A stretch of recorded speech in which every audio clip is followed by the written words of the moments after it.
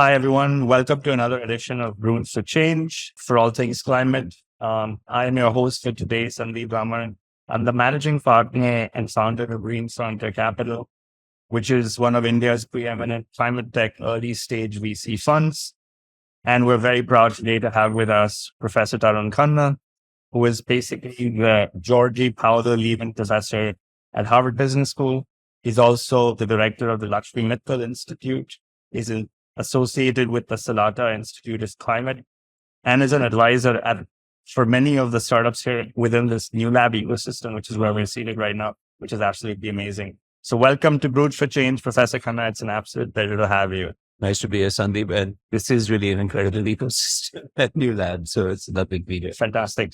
And I'd like to kick off our conversation by asking you, there's a lot of talk about emerging markets and how the socioeconomic landscape of a particular country impacts its narrative on climate change.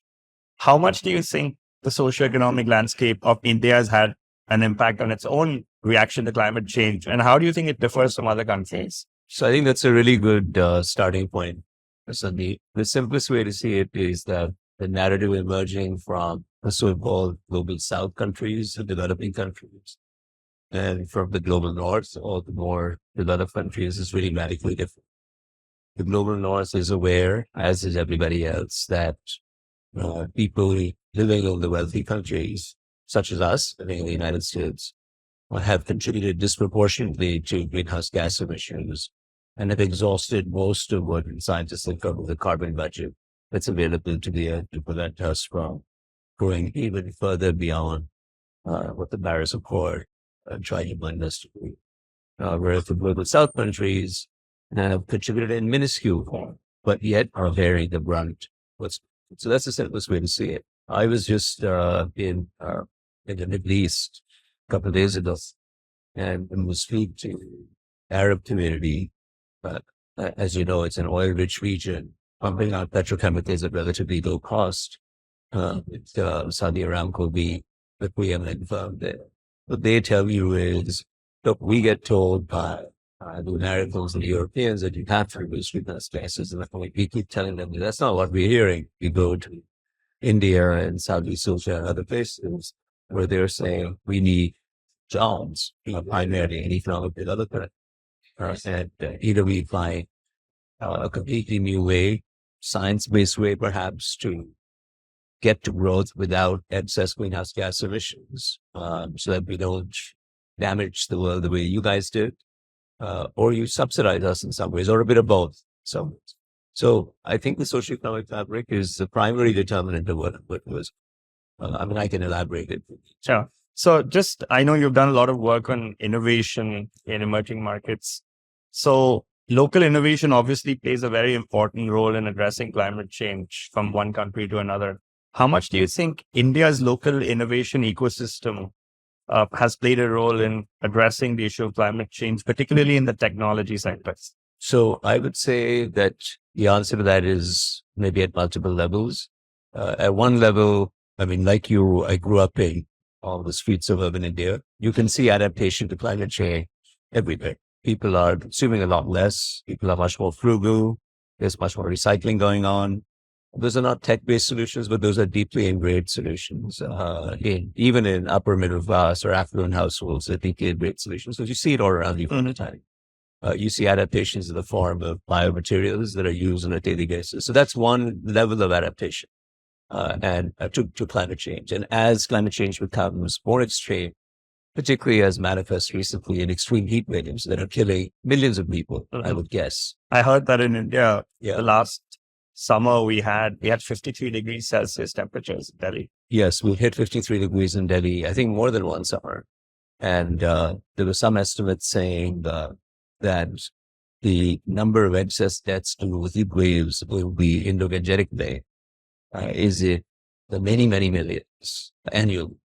Now, there's no good scientific measurement of this. Separately, I'm engaged in a research project. Let's leave that aside. Let me come back to your core question. How does local innovation matter?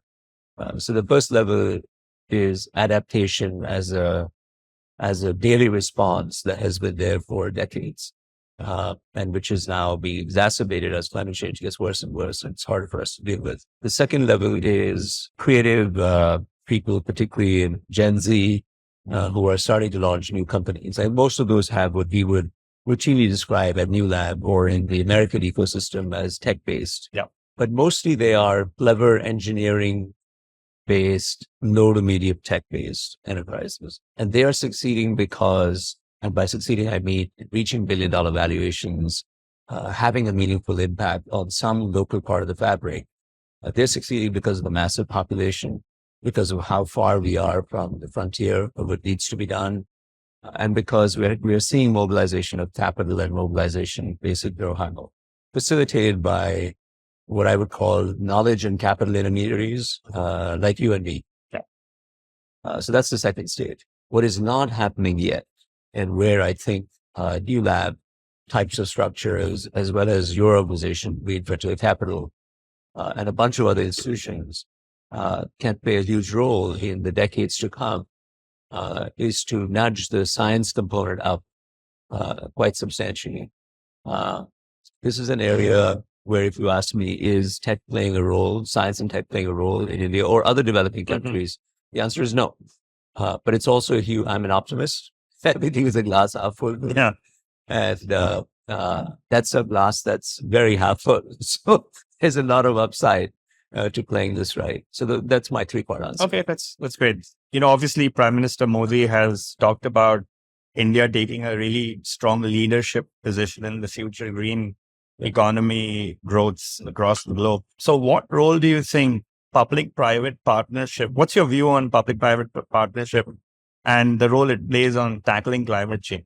Is effective regulation really necessary for systemic change?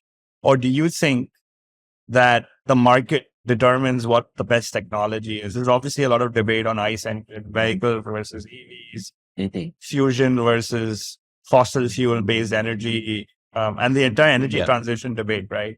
So do you really need regulation, or will the market forces effectively determine what's going to really work, what isn't? And more importantly, what's the role between the public and the private sector? So let me address in two parts. On the need for some form of regulation. I think this is a much debated issue in just about every part of social science as it interfaces with regulatory systems anywhere, including the United States. So as a simple example, we're sitting in New York City, home of Wall Street and capital markets, global capital markets. There are so many discussions with, let's say, the SEC here about voluntary disclosure or mandated disclosure. And when you actually go into the minutiae of accounting statements, which is sort of the lifeblood on the basis of which capital allocation occurs in the world, where the capital markets run, there are many items that are subject to mandatory disclosure. So that's an example of a regulation that American society has put in place, saying, if you want to operate in America, the American capital markets, this is non-negotiable. These things have to be disclosed in timely fashion. Otherwise, there's severe penalties and timely penalties to be effective deterrents. But in other items, there's voluntary disclosure. As a board member of a very large company, they're publicly traded. There are plenty of times when you sit around and say, should this be disclosed, right? Is it meaningful to our investors? Is it meaningful to our stakeholders? Is it giving away excess secret sauce to the market?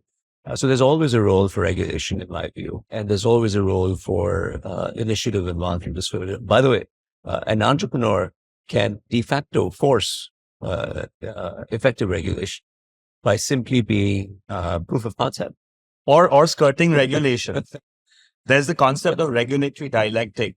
People argue that companies in India are so good because of the fact that regulation has really not provided tailwinds for them in the past. So they're constantly trying to skirt regulation. Then the regulator figures out what they're doing, closes the loop. These guys again create a new innovative way of going around that regulation.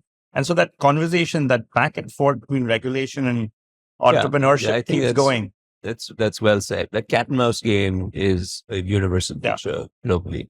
And part of the regulator's task, I also sat on regulatory commissions in different countries, and part of the regulator's task is to be smart in that it's almost like a game theoretic construct, right? You're putting some rules, you have to anticipate what the other guys are going to do and it's going to end up being some sort of equilibrium, de facto system. Yes, I agree. That's a fact of life. So, but the net result is that there is a role for effective regulation. And I think going back to your first question about variation driven by differences in socioeconomics, in a country like India, where we have to be conscious that the average level of literacy is still not as high as it needs to be, particularly about changing issues like consciousness about climate change and so on. So I think in those contexts, I don't mean to sound paternalistic, but there will be, I think, slightly more of a role for regulation. But we, of course, have to be careful that it's done in a way that is pro the public, as opposed to benefiting the equivalents of very affluent people. Yeah. And we live it here in the United States regularly because there's always the debate of Democrats and Republicans. And it's a healthy debate. It's a healthy debate. Yeah, absolutely. So, obviously you asked another question about public. Let me just comment on the public-private partnership aspect for a second. Yeah. I think it's super important. Super important. I mean, ULAP is an example of that. ULAP is a great example with City of New York, State of New York, some other nonprofits, well-intentioned nonprofits in the City of New York coming together with entrepreneurs to facilitate the creation of this. Great example. Yes. There's so many ways in which we could do that better in places like India or other developing countries. By the way, you see great examples of this, both in India, in Brazil, Indonesia, Nigeria, Kenya. I think there are so many examples of well-functioned. But by and large, I think meaning we, the citizens of the world, need to do a better job of harnessing that. Let me tell you one or two areas in India in particular where this needs to step up its game dramatically. The state-owned enterprises in India have enormous capital, physical plant and equipment, but also social capital. People actually trust them. Yeah. The public, particularly middle and lower middle income sectors, trust them as not me, shall we say, excessively money-minded and not likely to grab tools and run. Generally having honest managers and so on. That social capital is valuable and untapped, right?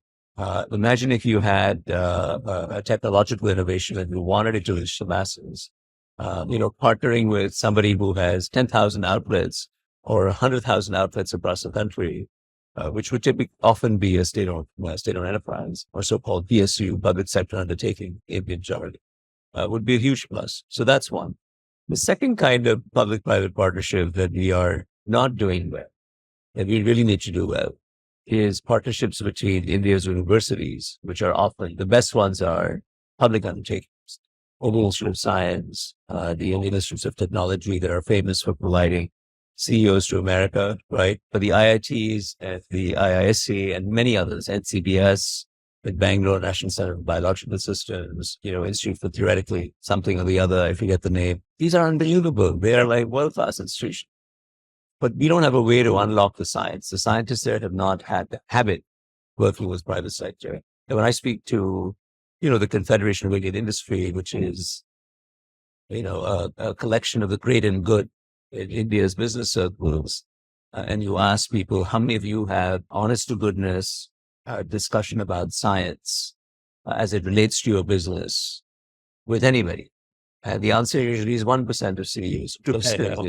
So the absence of, I hate to say it this way, scientific literacy, both on the tycoon side and the absence of willingness on the part of the scientists to extend a hand both ways, is really debilitating to the country and is not in the interest of the institutions, the academic institutions, not in the interest of the tycoons. Yeah, makes sense. So, yeah, cool. So obviously you've seen the number of startups in the climate space, both in India and the United States, rising steadily. And obviously there is a massive role that entrepreneurs play in effectively, meaningfully impacting the sector that they're creating companies in. So what do you think is the role of entrepreneurship to drive meaningful change in the climate tech sector? And what do you think are going to be their greatest challenges as they scale, specifically as it relates to climate? I think entrepreneurs are absolutely part to effective technological transition in the country like it did. There's no question about it. I think, again, the incumbent enterprises, whether you see the mobility space, I'm an advisor, several of them are board members with that video, have not yet, in the main, there are some exceptions, but in the main have not developed the organizational muscle to move rapidly in response to technological change. So I could bring one of those companies to New Lab and say, look, here are 8 things. And people would be at the top of the company, people would be super enthusiastic about this because they would immediately get it. They tend to be global citizens. They wander around the world. They've seen cool things. They see the impact. They recognize it. How that translates into their ability to get their entire organization to embrace it, absorb it, is work in progress. Yeah. At best, even at the best companies in India. No, but I would also argue Yeah. that the very companies that you're talking about are sort of resistant to change because they've been doing their Sure. business for years. So, meaningfully adapting to an area like climate, which is relatively new, would effectively mean going back and changing everything that they've done Yes. so far. But that is, but Sandeep, that is neither new to climate nor new to India, right? That is simply the reality of any technological change. Yeah. It's true in my backyard, the Harvard, Kendall, MIT ecosystem. It's true in the Bay Area, on my way to the Bay Area next from here. It's true there also, right? That organizations, companies always go through some form of sclerosis, right? And rigidity. And the rigidity is a double-edged sword. You need rigidity and process to achieve scale once you have a model. But once you've done that, and the next, whiz-bang technological gizmo comes along, the very thing that gave you scale and efficiency to do things in a particular way makes it difficult for you. Yeah.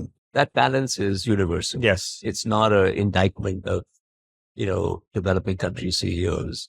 But I see progress in many companies. They're setting up science advisory committees. I had an article in the Harvard Business Review, there's a current issue on even the lack of scientific literacy in boards of publicly traded companies in the US today. Now, even in the US, and partly what I was getting at in that article, which is written with former scientists at P&G and a board member of Johnson & Johnson, what we were trying to get at is companies, even in the United States, need to get a lot more agile about scientific change. So this is a universal thing. Yeah. It's just a question of degree. Okay. So coming back to the role of India, what role do you think that India can play as the leader of the global South in impacting effective global climate policy and also playing a role in impacting effective climate legislation? Obviously India is going to be one of the fastest growing economies, and we all know that greenhouse gas emissions are directly correlated to industrial growth. And in particular related to what India does. And particularly related to what India does. Exactly. Given the scale. Yeah. Again, there are 2 levels of answers to that, right? One is how should India and whether India should participate in the global norm setting process. So you've got the UN General Assembly meeting this week in New York, in our immediate vicinity here at ULAB, and a lot of the discussion is about climate. Yeah. Right. Inevitably, because in addition to the conflicts that are going on in Ukraine and the Middle East, and Sudan and elsewhere. So of course, India is participating in that, but it's one voice among other important voices. I don't have much wisdom to add to how to play that game. It's not really my sweet spot. But there is, I think, an even more important way that India can lead the global South, which is by force of example. I mean, we have one of the most vibrant ecosystems, along with, I would say, well, obviously New York and the Bay Area, Shenzhen, South China, where I participated in building several companies, Tel Aviv, maybe, and Bangalore, right? So we've got one of the most vibrant ecosystems that there is. And that is not unnoticed. I was on safari in Kenya with my family. And if you go to Nairobi, people ask you about the tech ecosystem with software engineers and so on. I think that is a huge, I was going to say untapped asset. It's not quite untapped. We're certainly getting benefits as Indians from the fact that our software and tech ecosystem and the entire Aadhaar-led digitization of India's backbone has really caught people's imagination.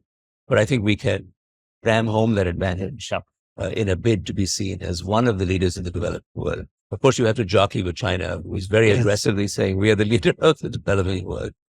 So that's a fun contest to play out. Okay. Obviously for this clean energy, green Yeah. energy transition to take place, Yeah. you need people who are skilled to be able to do Yeah. that. Yeah. And education plays a very important role. As an educator at Harvard, what role do you think academia will play to effectively impact the next generation of green leaders that are Yeah. going to basically cause this transition to happen? Is there anything specifically at Harvard that you guys are doing to basically make that happen? And what kind of education do you really need to call yourself an effective green, candidate for a green job? I think at a very basic level, particularly in the developing countries with tens, hundreds of millions of young people entering the workforce, we just need the vocabulary of climate change at a very basic level to be introduced in schools and colleges and so on. Taxonomy, basically. Taxonomies, ideas, intuition about why this is important relative to other things. That's easy to say. It's fiendishly difficult to accomplish. Now, I'm sitting at a so-called elite academic institution, Harvard. I think we have a very particular role that's perhaps distinct from mass dissemination, at least as I see it. This is my subjective interpretation of our role. And I have to take a much broader view of our role than most of my colleagues. But the classic interpretation of our role would be stay in your lane, do amazing, amazing research, come up with extremely high quality teaching materials, and cater to a selective few who make it into Harvard. Yeah. And then hope that by force of example and by influence, copy you and disseminate. And it works. It's just that it's not clear. Now, this is my view. This is not necessarily Harvard's view or my colleague Alan Garber, the new president's view. My view is that that's not enough and not fast enough, not serious enough, given the urgency of the changes around us.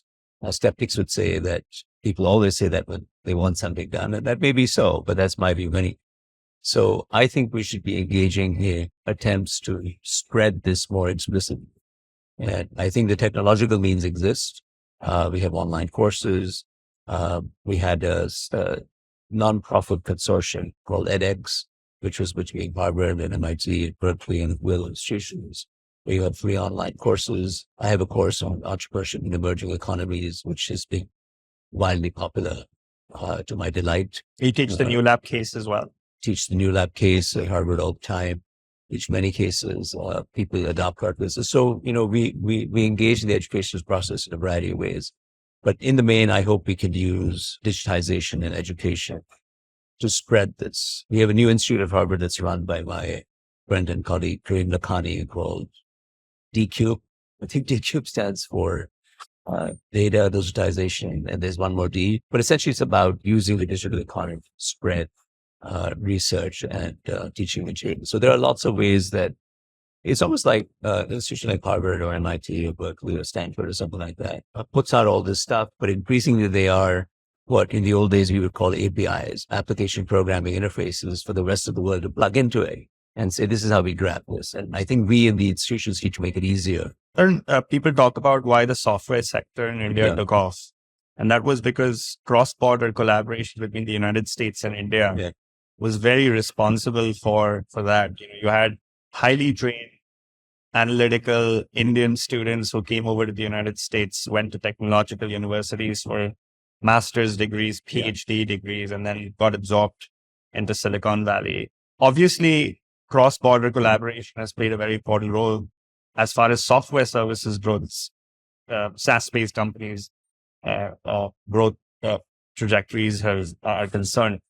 Do you think that cross-border collaboration between, say, for example, the United States and India is also going to be necessary to drive a growth in the climate tech sector going forward? How important is cross-border collaboration? Well, I think Sandeep, it's going to be a enormously productive catalyst for this. Will it happen? Will the tech-led climate revolution happen in India without that? Yes. I think it's sufficiently powerful to happen without it.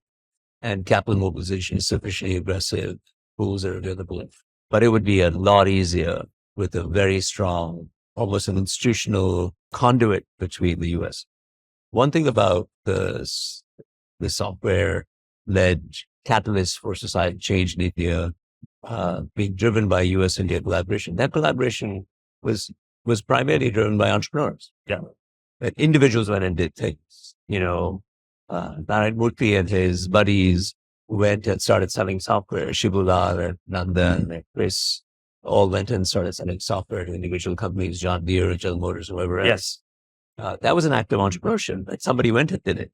And by the way, going back to your earlier question about are rules, mandated or voluntary? That's a great example. If I recall correctly, Infosys and the other software companies were among the first on Dalal Street in Indian capital markets who started voluntarily disclosing all sorts of stuff. Yes. And forced everybody else. Yes. So when the media companies said, we don't usually do that here, analysts then, like you were an analyst at that point, right? Yes, you would look at them and say, but TCS did it or Infosys did it. It became the standard. It became the standard. Yeah. That's a rule, effectively, de facto. So, but it's driven by entrepreneurs. And typically the regulators watch and see and say, okay, this makes sense. Let's make sure it really catches hold. And that interplay is very healthy. Very healthy. My last question for today's video cast is going to be looking forward 10 to 15 years. Where do you think the greatest opportunities and challenges lie for both India as well as the United States in the area of climate change sector and maybe even climate tech? So I think the most immediate answer to that is to 10x the existing system that is working well, that has started to get that hockey stick growth and to 10x it. Yeah. I think that can happen in the next very little while. But for that, you need capital. You need the right regulation. You need mobilization of capital. So hopefully the Indian regulators don't put up barriers to this. And trade incentives. Trade incentives for it. And I'm optimistic that that's happening. I think the second thing that needs to happen in a 10 to 15 year time frame is to raise the amount that India and the aggregate spends on public R&D. Not give money to entrepreneurs, but just invest in the universities. India's investment in science ratio of R&D spending GDP is like 0.5%, right? Compared to the US, which is considerably larger economy spending over 2%. China spending 3%, Israel spending 4%, Korea spending 4%. We're talking about orders of magnitude more money going to research. So India's in danger on the science story of falling further behind. Yes. We're not even talking about catching up. Yes. We're talking about just smelling the coffee and saying, so that has to happen. Yeah. On that front, I'm not sure our political process is working at all. Mm-hmm. So that's a big thing. And the third thing I would say is that I think that the really big fillip, say 7, 8, 10 years out, is from the life sciences. In the intersection. Again, I see it here. Zero new lab. I see it right over here. Yeah, there's biomaterials, right? There's intelligent suits. Yep. There's biosensors, there's embedded devices. That's awesome. And that has not come in there yet, but it's there. We have a company at an incubator I founded with the former Infosys friends, Axelor, which does, organically produced, if I remember correctly, colors and dyes for the textile industry, which turns out to be a hugely polluting process. Hugely polluting when you do it with petrochemicals. Yeah. But if you do it through naturally occurring substances organically, using the scientific process, wow, you save so many streams from being polluted and lots of less dead biodiversity. So I think that's coming in a crescendo about 4 or 5 years from now. Great. Thank you so much. It was an absolute pleasure to hear your views. And we hope that we can actually have you again pretty soon. Thanks again. Thanks very much. Good to have you. Thank you. Thanks.